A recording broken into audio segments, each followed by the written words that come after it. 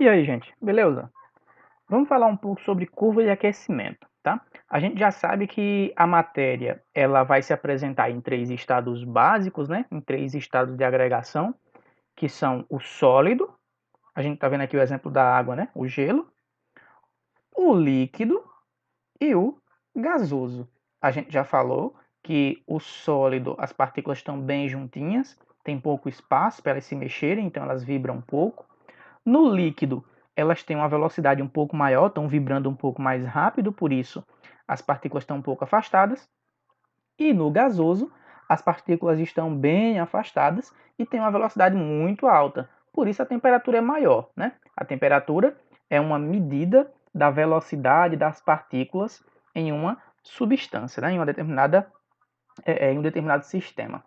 Bom, a gente quando analisa como varia a temperatura de uma substância com o passar do tempo, à medida que a gente aquece ela, se você pegar a substância no estado sólido e for aquecendo até que ela vire vapor, até que ela vá para o estado gasoso, a gente consegue perceber algumas particularidades.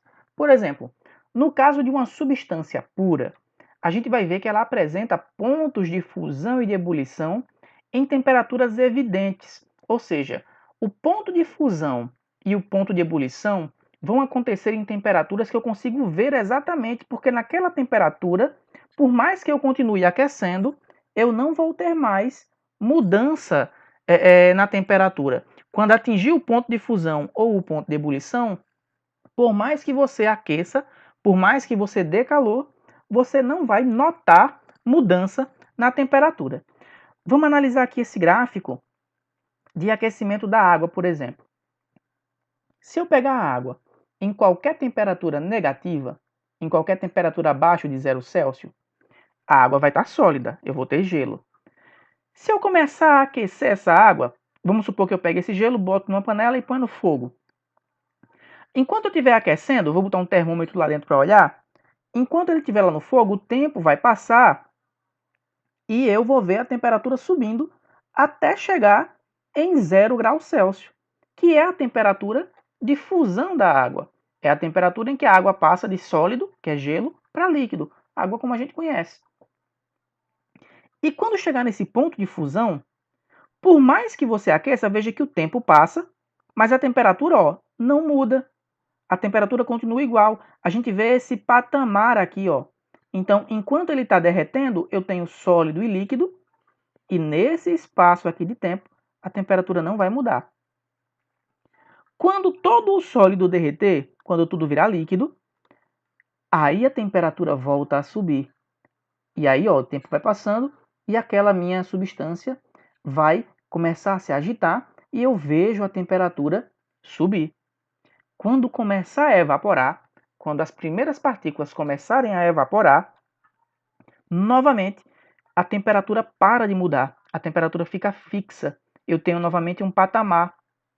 Isso aqui, no caso da água, é o meu ponto de ebulição e ele acontece a 100 graus Celsius. Então, enquanto eu tiver água virando vapor, não importa a energia que você coloque, a temperatura não vai passar de 100. No caso da água, né? Porque toda a energia que você está dando está sendo usada para tirar as moléculas do estado líquido e agitar para o estado gasoso. Depois que tudo que for líquido virar vapor, quando eu só tiver vapor, aí a temperatura volta de novo a subir, certo? Então, enquanto eu tenho um estado só, eu posso aquecer, a temperatura aumenta. Ó, sólido, a temperatura aumenta. Enquanto eu tenho só líquido, a temperatura aumenta. Quando eu tenho só vapor, a temperatura aumenta. Agora, quando eu tenho dois estados, quando eu tenho o derretimento do sólido ou a evaporação do líquido, a temperatura não muda. Nos estados de transição, a temperatura fica fixa. É o ponto de fusão e o ponto de ebulição, tá? São em temperaturas evidentes, a temperatura não muda. Já quando eu falo de uma mistura, as misturas não apresentam ponto de fusão e ebulição evidente. Eu vou ter uma faixa de temperatura, ó, vê que aqui eu não tenho aquele patamar retinho como eu tinha na substância. Eu tenho sólido, quando começar a derreter, ela continua aquecendo mesmo derretendo. No caso de uma mistura, porque eu tenho mais de uma substância lá dentro. Então pode ser que uma das substâncias esteja derretendo, mas a outra ainda não. Então continua a aquecer.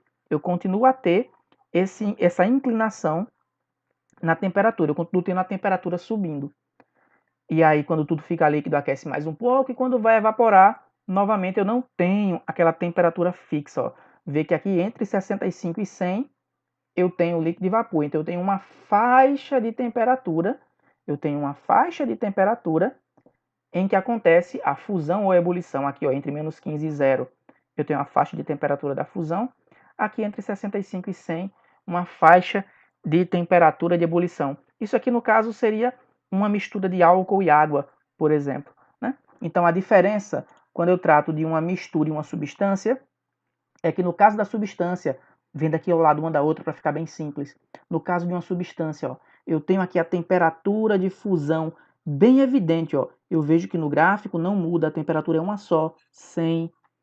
A temperatura de ebulição também é uma só, ela não muda, ó. Eu vejo aqui, ó, 100, não muda, 0 na verdade aqui é a fusão, né? Não muda a temperatura. 100 aqui é ebulição, ó, líquido e vapor, não muda. Já na mistura, eu vejo ela mudando, tá vendo? Então, eu tenho uma faixa, ó, entre 0 e 15, a temperatura aqui está subindo e está fundindo, derretendo. Entre 65 e 100, está ebulindo, virando vapor. Eu tenho uma faixa entre 65 e 100. Diferente da substância, ó, que é só no 100, tá vendo? Ó, não muda, fica fixo. Então é isso, gente. Quando eu vou analisar as curvas de aquecimento de uma substância e de uma mistura, eu vou diferenciar por isso. Na substância, eu tenho temperaturas de fusão e ebulição definidas, elas não mudam enquanto a mudança de estado acontece. E no caso das misturas, eu tenho uma faixa de temperatura e não uma temperatura específica. Nós vamos ter ainda dois tipos de misturas especiais, são as misturas eutéticas e as eutrópicas, mas a gente vê isso numa próxima aula, tá? Essa parte é só isso, simples assim.